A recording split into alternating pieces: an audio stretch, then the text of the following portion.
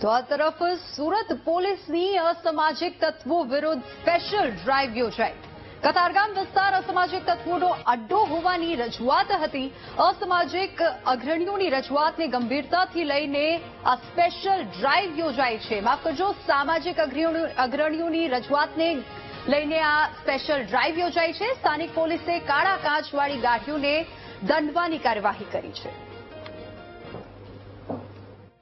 Police આમ routine checking કરતી હોય છે, પરંતુ આજે હવે અલગ અલગ આવા ટ્યુશન ક્લાસીસ ને એવા પોઈન્ટ નક્કી કરીને પોલીસ અહીંયા એમને પોતાની જાતને સેફ અનુભવે, એમના પ્રશ્નો સમજી શકે, એના માટે ડ્રાઈવનું આયોજન કરવામાં આવેલું છે.